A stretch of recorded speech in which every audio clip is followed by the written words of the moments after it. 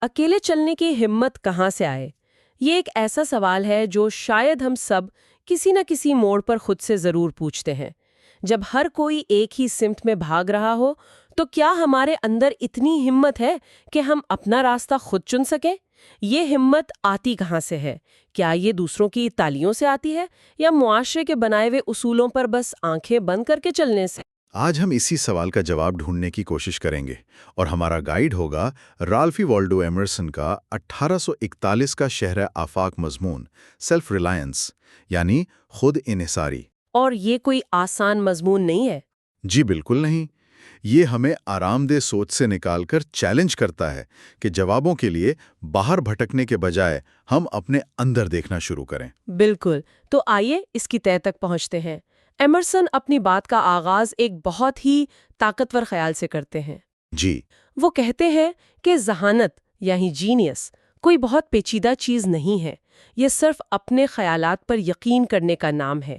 یہ ماننا کہ جو بات آپ کے دل کے لیے سچ ہے وہ تمام انسانوں کے لیے بھی سچ ہو سکتی ہے۔ اور یہاں دلچسپ بات یہ ہے کہ ایمرسن کے نزدیک یہ خود اعتمادی کوئی ایسی چیز نہیں جو ہمیں باہر سے سیکھنی ہے، اچھا، بلکہ یہ ایک فطری صلاحیت ہے، ایک ایسی آواز جو ہمارے اندر پہلے سے موجود ہے لیکن معاشرے کے شور میں کہیں دب گئی ہے۔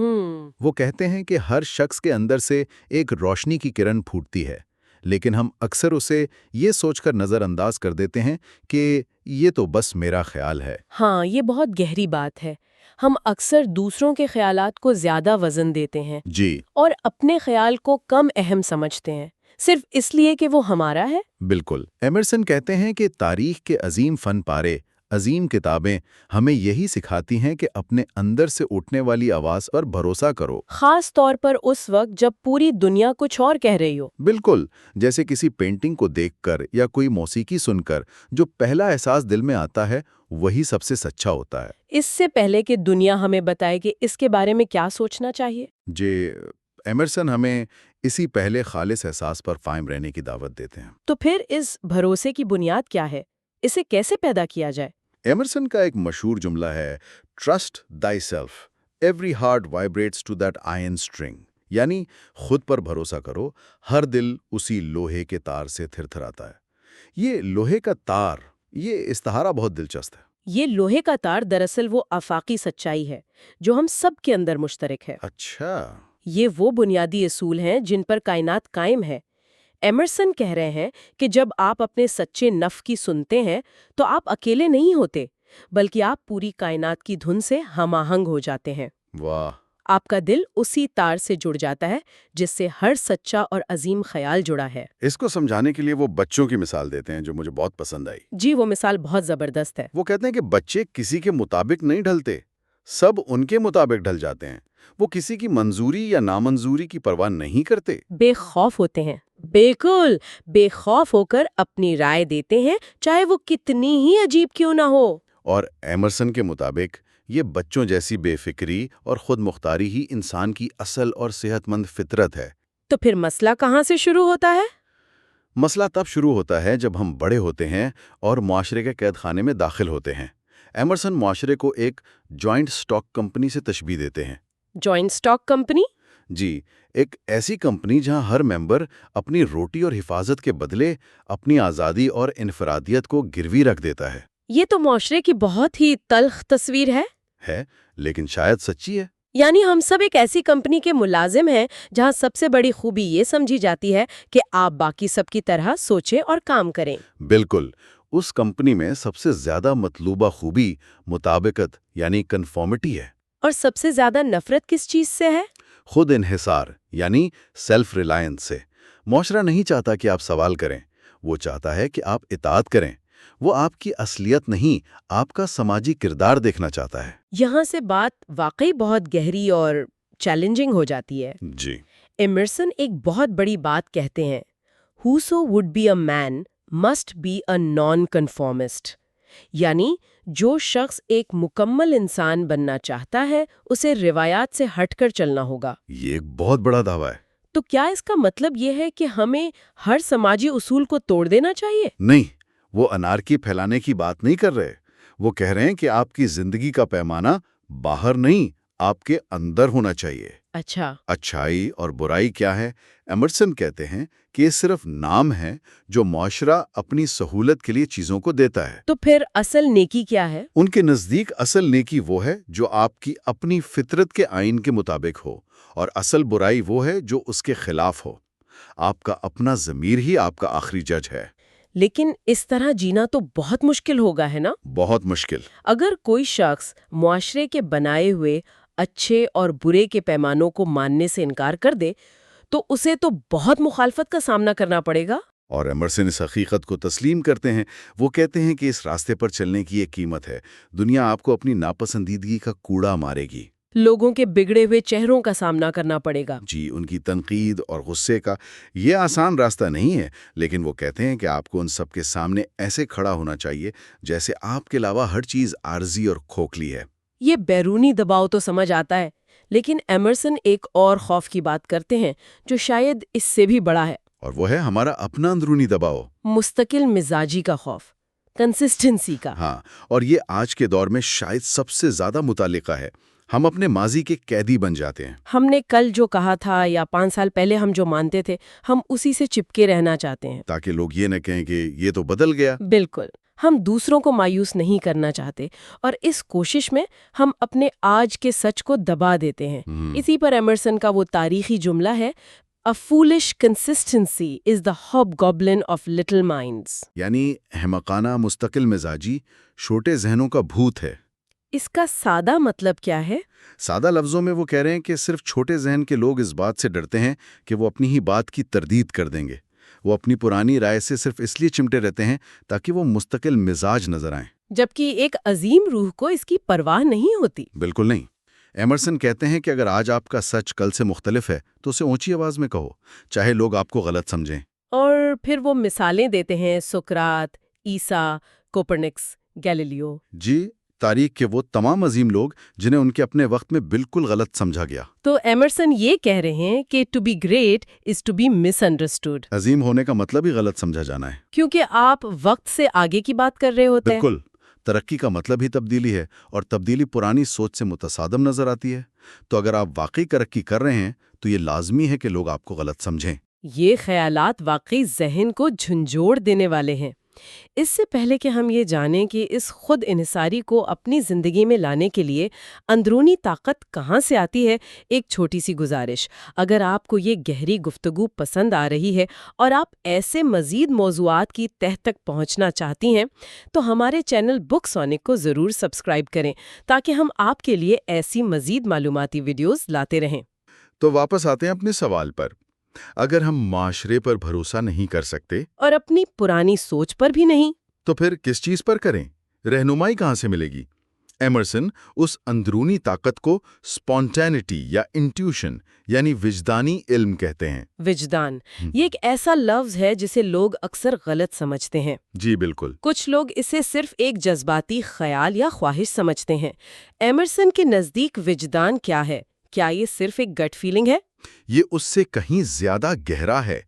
ایمرسن کے لیے یہ وہ بنیادی حکمت ہے جو تعلیم، کتابوں یا تجربے سے نہیں آتی۔ اچھا، یہ وہ خالص سچائی ہے جو ہمارے ذہن میں تب آتی ہے جب ہم بالکل پرسکون اور اپنے آپ سے جڑے ہوتے ہیں۔ وہ لمحہ جب ہم سوچ نہیں رہے ہوتے، بلکہ سچائی خود ہم سے ہم کلام ہوتی ہے۔ اسے بڑے تناظر میں دیکھیں تو یہ وجدان صرف ہمارا نہیں ہے، بلکہ یہ کائنات کی ایک بہت بڑی ذہانت کا حصہ ہے۔ یعنی جب ہم انصاف یا سچائی جیسی کسی چیز کو پہچانتے ہیں تو ہم خود کچھ ایجاد نہیں کر رہے ہوتے، نہیں، بالکل نہیں۔ بلکہ ہم صرف اس آفاقی روشنی کو اپنے اندر سے گزرنے کا راستہ دے رہے ہوتے ہیں۔ بالکل، آپ ایک ذریعہ بن جاتے ہیں۔ اور ایمرسن کہتے ہیں کہ جب آپ اس وجدان کی بنیاد پر عمل کرتے ہیں تو آپ کے عمل کو کسی بیرونی وضاحت کی ضرورت نہیں پڑتی۔ آپ کا حقیقی عمل خود اپنی دلیل ہوتا ہے۔ جی، جبکہ مطابقت یعنی کنفرمٹی کبھی کسی چیز کی وضاحت نہیں کرتی، وہ صرف یہ بتاتی ہے کہ دوسرے لوگ کیا کر رہے ہیں۔ تو آئیے اسے تھوڑا عملی بناتے ہیں۔ ایمرسن اپنی روزمرہ کی زندگی میں اس فلسفے کو لاگو کرنے کے لیے کچھ ٹھوس مثالیں بھی دیتے ہیں۔ جی، جیسے کہ وہ دعا کے تصور کو چیلنج کرتے ہیں۔ ہاں، وہ ایسی دعاؤں کو ارادے کی بیماری کہتے ہیں جن میں کسی خاص چیز کی بھیک مانگی جائے، जैसे नौकरी, पैसा या कामयाबी। वो कहते हैं कि ये खुद इन्हिसारी की कमी है। आप कायनात से भीख मांग रहे हैं। उनके नज़दीक हकीकी दुआ जिंदगी के हक़ाइक़ को एक बुलंद तरीन नुक्ता नज़र से देखने का नाम है। ये शिकायत नहीं बल्कि शुक्रगुजारी और कायनात के निज़ाम को समझने की एक कोशिश है। और सफर यानी ट्रैवलिंग के बारे में उनका ख्याल तो और भी ज्यादा चौंकाने वाला है। हाँ, वो उसे अहमकों की जन्नत कहते हैं। ये आजकल की ट्रैवल कल्चर पर एक बहुत बड़ी तनकीद है। ऐसा लगता है जैसे उन्होंने आज का इंस्टाग्राम 150 साल पहले ही देख लिया था। बिल्कुल। आजकल लोग सोचते हैं कि वो शहर बदलकर, मुल्क बदलकर अपनी परेशानियों से भाग जाएंगे। लेकिन ऐसा होता नहीं है। एमरसन कहते हैं कि आप जहां भी जाएंगे, आपका गमगीन नफ्स आपके साथ ही सफ़र करेगा। अगर आप अंदर से टूटे हुए हैं, तो आप रोम के खंडरात को देखने के लिए अपने अंदर के खंडरात साथ लेकर जाएंगे। असल सफर बाहर का नहीं, अंदर का है। जी, जगह बदलने से इंसान नहीं बदलता। और ये तनकीद सिर्फ सफर तक महदूद नहीं है।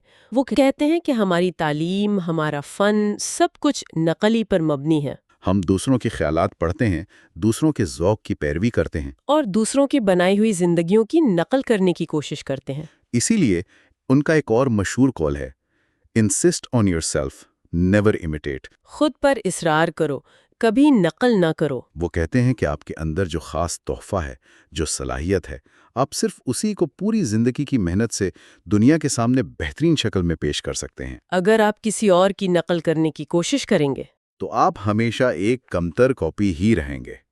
ये ऐसा ही है जैसे कोई शख्स क्रिकेट में सचिन तेंदुलकर बनने की कोशिश करे, जबकि उसके अंदर कुदरती तौर पर एक बेहतरीन शायर छुपा हो। वो ना अच्छा क्रिकेटर बन पाएगा और ना ही शायर। इसका मतलब है कि माशरा भी मजमूई तौर पर कभी आगे नहीं बढ़ता। एमरसन का ख्याल तो यही लगता है।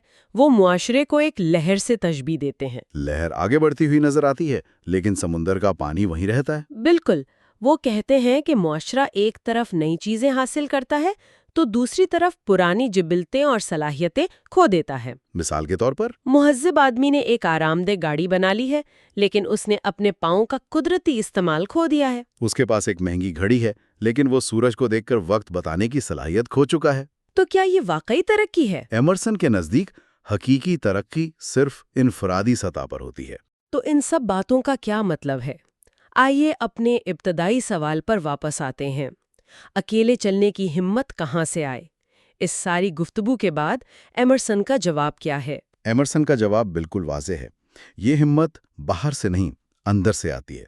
अपने विजदान पर भरोसा करने से? जी, और माशरे की अंधी तकलीद और मुताबकत को मुस्तरद करने से आती है। इस खौफ से आज़ाद होने से आती है कि लोग क्या कहेंगे। और सबसे बढ़कर ये माजी का कैदी बनने के बजाय हर लम्हा हाल में सच्चाई के साथ जीने से आती है। एमरसन इस मजमून का इख्तिताम एक बहुत ही ताकतवर ख्याल पर करते हैं। जी, वो कहते हैं कि सिर्फ लोगों पर ही नहीं, बल्कि जायदाद, हुकूमत और बड़ी बड़ी तादाद पर इन्हसार करना भी खुद इन्हसारी की कमी है। इंसान तभी हकीकी मानों में मजबूत और आज़ाद होता है जब वो तमाम बैरूनी सहारों को छोड़कर अकेला खड़ा होने की हिम्मत रखता है। वाह!